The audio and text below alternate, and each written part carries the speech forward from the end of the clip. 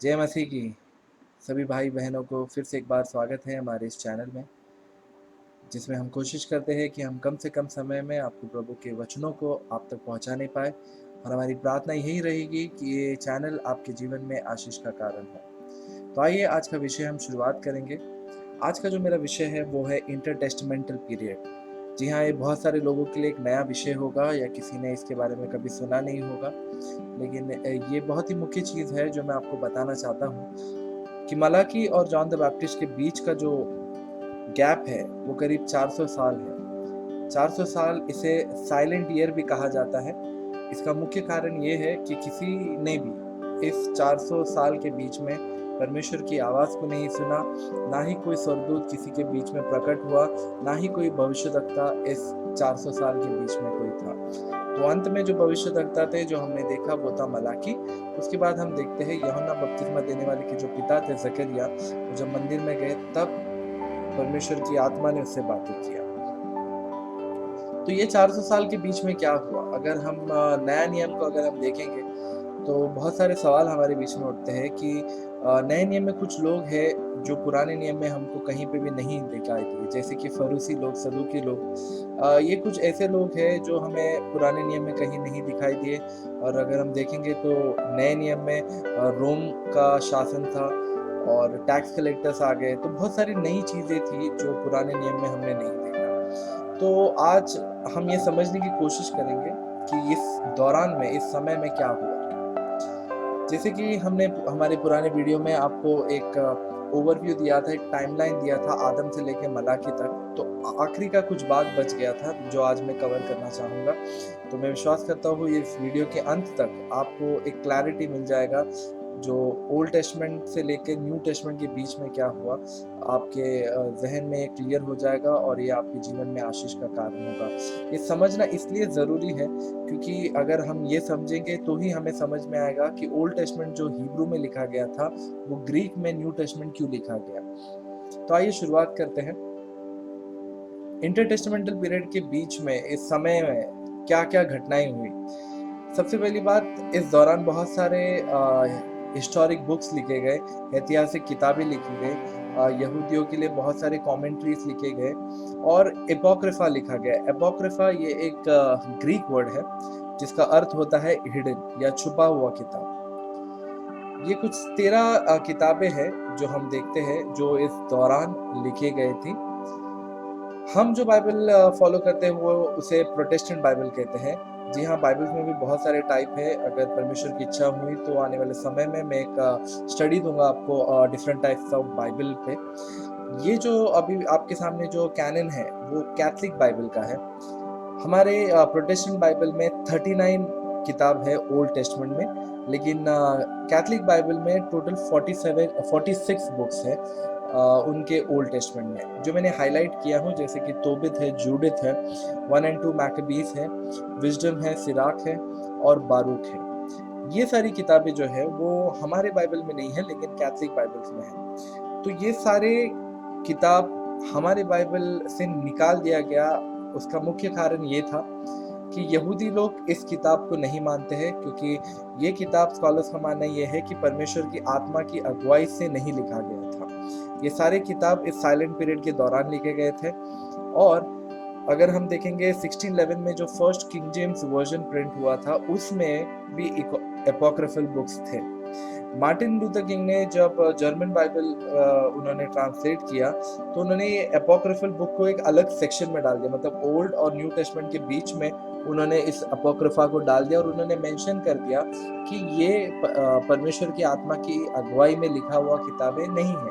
हाँ, हमारे extra knowledge के लिए ये अच्छी बात है, लेकिन ये परमेश्वर की आत्मा की अगुवाई में नहीं लिखा गया है। और कुछ कुछ वचन ऐसे हैं इन कुछ किताबों में जो हमारे जो बिब्लिकल डॉक्ट्रिन को मैच नहीं करता है। इसलिए बाद में जो प्रोटेस्टेंट्स लोग थे उन्होंने किंग जेम्स वर्जन में से भी इस अपोक्रिफा को निकाल दिया। इसके अलावा जो इस दौरान लिखा गया था वो था सीडियोग्राफा, जिसे जो एक ग्रीक वर्ड है जिसका मतलब होता है फॉल्स या झूठी किताबें। जैसे कि बहुत सारी किताबें थी, रेवलेशन ऑफ मोसेस था, सोलोमन के ऊपर बहुत सारी किताबें लिखी गई, बुक ऑफ एडम, और बहुत सारी किताबें हैं जो इस दौरान लिखी गई जो चर्च स्कॉलर्स ने बाद में इसे एक्सेप्ट नहीं किया। तो अगर हम हिस्टोरिकल बैकग्राउंड देखें कि उस दौरान क्या हुआ, कौन राज करता था इस पृथ्वी पर, तो जैसे कि हमने देखा मलाकी जब खत्म हुआ तो बाइबल के अनुसार जो दुनिया पे जो उस जेरूशलेम में इज़राइल में जो राज्य करता था वो था पर्शिया। लेकिन पर्शिया के बाद एक कंट्री, एक राज्य उठकर आया जो था ग्रीक। उसका लीडर था अलेक्जेंडर, और अलेक्जेंडर की मृत्यु के बाद उसके 4 जनरल्स में ये बट गया। बहुत सारे लोग हैं, वो लोग ये कहेंगे कि ये तो हमारे बाइबल में नहीं दिया गया है, तो हम इसको क्यों फॉलो करें, हम इस बात को क्यों मानें। आइए हम बाइबल में देखते हैं कि क्या बाइबल में अलेक्जेंडर के बारे में दिया गया है कि नहीं, क्योंकि हिस्ट्री किताब में हम सभी ने पढ़ा है अलेक्जेंडर द ग्रेट के बारे में, लेकिन क्या बाइबल में इसके बारे में दिया गया है। अगर हम दानियल का किताब उसका दूसरा अध्याय अगर हम निकालेंगे, वहां पे हम देखते हैं एक मूर्ति के बारे में। ये मूर्ति नेबुकदनेस्सर राजा अपने स्वप्न में देखता है। इसका ज़्यादा डिटेल में नहीं आपको दूंगा क्योंकि समय कम होने की वजह से। आगे आने वाले समय में कभी मैं दानियल के ऊपर स्टडी दूँ तो आपको इसका डिटेल बता दूंगा। लेकिन एक मूर्ति था जो नेबुकदनेस्सर राजा ने देखा, जो अलग अलग पार्ट्स का था। इसका जो सिर था वो गोल्ड से बना हुआ था, जो बेबीलोन को दर्शाता था। इसका जो चेस्ट था वो सिल्वर से बनाया गया था, जो मीडो पर्शिया को दर्शाता था। उसके बाद उसका जो थाइस था वो ब्रास से बनाया गया था, जो ग्रीस को दर्शाता है। और उसका जो पैर है वो आयन से बनाया गया था, और उसका जो फीट है वो आयन और क्ले का मिक्सचर था, जो डिवाइडेड वर्ल्ड को बताता है। तो इसमें जो मुख्य चीज़ें हैं वो समझने की बात यह है कि जैसे कि मैंने कहा था आपको पहले, बेबीलोन ने इज़राइल को कब्जा कर लिया, बेबीलोन को पर्शिया ने कब्जा कर लिया, पर्शिया को ग्रीस ने कब्जा कर लिया, और रोमन्स ने रोम ने आके ग्रीस को कब्जा कर लिया। तो यहाँ पर जो साइलेंट पीरियड जो आता है वो ग्रीस के दौरान आता है। रोम नए नियम से शुरुआत होता है, बेबीलोन और मीडो पर्शिया ओल्ड टेस्टमेंट में है। तो जल्दी से आपको मैं अलेक्जेंडर के बारे में शॉर्ट में बताना चाहता हूँ। अलेक्जेंडर जब 20 साल के थे वो वहाँ के ग्रीस के राजा बने, और उन्होंने सारी दुनिया की ओर उन्होंने कब्जा किया। वो भारत देश में आकर उनका जो कब्जा करने का जो समय था वो खत्म हुआ, क्योंकि पिछले 10 साल से वो लोग युद्ध कर रहे थे और उनके सैनिक बहुत थक गए थे। उन्होंने अपने परिवार को छोड़ दिया था बहुत समय से, और भारत में हाथी है करके उन्होंने सुना, जिस वजह से वो लोग घबरा गए और वो लोग फिर से अपने देश की ओर बढ़ गए। तो पिछले 10 साल में अलेक्जेंडर के जहन में यही था कि उसे पूरा दुनिया का राज्य करना है, और सारी दुनिया में उसका जो कल्चर है, ग्रीस का जो कल्चर है, वो सारी दुनिया में उसे पहुंचाना है। और वो खुद को एक भगवान बनाकर बैठना चाहता था ताकि लोग उसे इज्जत दे, उसे आदर करे, उसकी पूजा करे। इसी दौरान जो मुख्य चीज ग्रीस ने सारी दुनिया में किया वो ये था कि उन्होंने उनका एक कल्चर, उनका लैंग्वेज, उनका तौर तरीका सारी दुनिया में फैला दिया, जिसे हेलेनिज्म कहते हैं।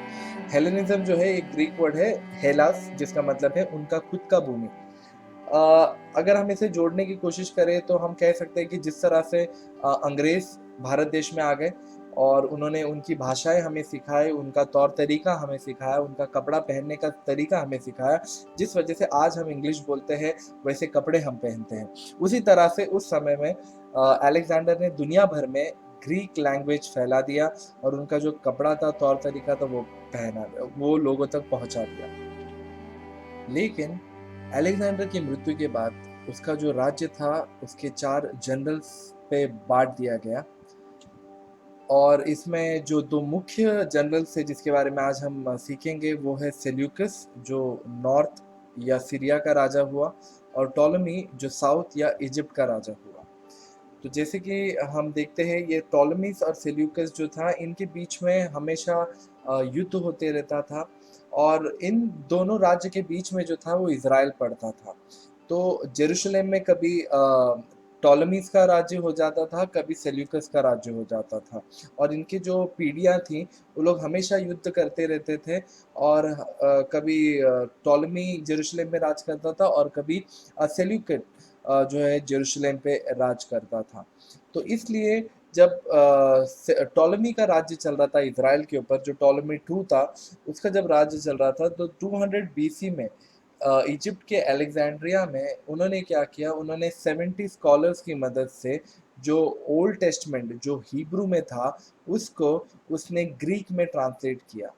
इसको ग्रीक में ट्रांसलेट करने का मुख्य कारण ये था कि बहुत सारे लोग थे जो वहीं पे पले बड़े हैं, उनको हिब्रू भाषा नहीं आता था, वो लोग ग्रीक ही जानते थे, तो उसको ट्रांसलेट करना बहुत ज़रूरी था।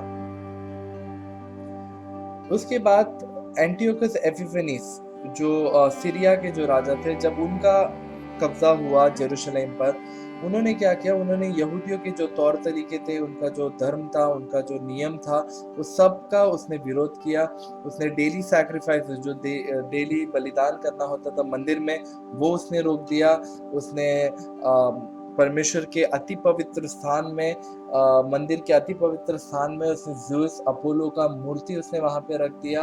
और जहाँ पे वेदी पे जो बलि चढ़ाया जाता है, वहाँ पे सुअर का या पिग का मांस उसने वहाँ पे बलि चढ़ाया, जिससे उस मंदिर को उसने गंदा कर दिया या अनक्लीन कर दिया। लेकिन उस दौरान एक ग्रुप उठा जिसने इसका विरोध किया, जिसको कहते हैं द मैकबीस। मैकबीस में से ये एक 5 भाई लोग थे, जिसमें से जूडस मैकबीस जो था, उसने एक रिफॉर्मेशन किया और उसने एंटियोकस को जूदा से बाहर निकाल दिया और मंदिर को उसने साफ किया, और उन लोग फिर से उस जगह पे अपना राज्य को उन्होंने स्थापना किया। और वहाँ पे ऐसे एक फीस्ट उभर कर आता है जिसे कहते हैं द फीस्ट ऑफ हनुका, जो आज भी वेस्टर्न कंट्रीज में जो लोग सेलिब्रेट करते हैं। इसी दौरान 100 साल था, करीब 100 साल का समय था जब मैकबीस जूदा पर उन्होंने राज्य किया। इसी बीच हम देखते हैं कि कुछ सेक्ट्स थे या कुछ लोग थे जो उभर कर आए, कुछ ग्रुप उभर कर आए, जिसमें से थे फैरिसी लोग, सदूसी लोग, एफीन्स, ज़ीलट्स और हेरोदियन। फैरिसी लोग कौन थे? फैरिसी इस शब्द का मतलब होता है द सेपरेटेड वन, या अलग किए हुए लोग। ये लोग ज़्यादातर मिडिल क्लास में से होते थे, और ये लोग पूरा जो पुराना नियम है, जो तनाक जैसे कहते हैं, वो पूरा तनाक पे ये लोग मानते थे। इन लोग ने शुरुआत बहुत ही अच्छा किया, ये लोग परमेश्वर के वचन के अनुसार ही चलते थे, लेकिन जैसे जैसे समय बीतते गया, उन लोग खुद का ट्रेडिशंस या खुद का बनाया हुआ ट्रेडिशंस उन्होंने जोड़ते गए उनके कस्टम्स में, जिस वजह से बाद में हम देखते हैं कि यीशु मसीह को इनसे ही ज़्यादा प्रॉब्लम था, और ये लोग बहुत घमंडी लोग थे, और ये लोग खुद की प्रशंसा ज़्यादा चाहते थे। दूसरा जो ग्रुप था वो था सदूकी लोग। सदूकी लोग भले ही बहुत ही छोटा ग्रुप था, लेकिन ये लोग बहुत ही सामर्थी लोग थे और बहुत ही धनी लोग थे। इनका बाद में जब रोम का शासन आया, इनका उनके साथ बहुत ही अच्छा संबंध बना, जिस वजह से जो जूइश कोर्ट वहाँ पे था, उसका सारा डिसीजन मेकिंग इनके हाथों में था। सदूकी और फरूकी में कुछ मुख्य फ़र्क है, जैसे कि फरूसी लोग सारे नियमों को पालन करते हैं, लेकिन सदूकी लोग जो है वो सिर्फ तोरा, जो स्टार्टिंग की जो 5 किताब है, सिर्फ उस पर ही वो लोग विश्वास करते हैं। फरूसी लोगों का काम था कि वो नियम को या वचनों को लोगों को सिखाए, लेकिन सदूकी लोग सिर्फ मंदिर की रखवाली या मंदिर के कामों को देखते थे। फरूसी लोग मिडिल क्लास थे, सदूकी लोग अपर क्लास थे। फरूसी लोग पुनरुत्थान पे विश्वास करते थे, लेकिन सदूकी लोग पुनरुत्थान पे विश्वास नहीं करते थे। और फरीसी लोग मानते थे कि मृत्यु के बाद भी हमारा एक जीवन है, जो अनंत काल का जीवन है, लेकिन सदूकी लोग उस बात को नहीं मानते थे। और फरूसी लोगों को जूइश लीडर्स इतने पसंद नहीं करते थे, लेकिन सदूकी लोगों को जूइश लीडर्स सपोर्ट करते थे। ये दोनों एक ग्रुप के बाद एक और ग्रुप वहाँ पर उभर कर आया, जिसे कहते थे एफीन्स। जैसे कि मैंने पहले कहा, फरूसी लोग बहुत ही अच्छे थे शुरुआत में, उन्होंने बहुत ही अच्छे मकसद से शुरुआत किया था ताकि वो नियम को लोगों तक सिखाने पाए, लेकिन बाद में उनके उनके बीच में घमंड आया, पाप बढ़ने लगा और वो लोग भटकने लगे, जिस वजह से उनमें से निकला हुआ एक ग्रुप था जिसे कहते हैं एफीन। ये लोग ने क्या किया, इन्होंने खुद को शहर से अलग कर दिया। वो लोग जंगलों में डेजर्ट्स में रहते थे और वहीं पे वो लोग मनन करते रहते थे वचन को, और हिब्रू बाइबल को लिखते जाते थे और उसे प्रिजर्व करते थे ताकि अगली जनरेशन इससे सीखे।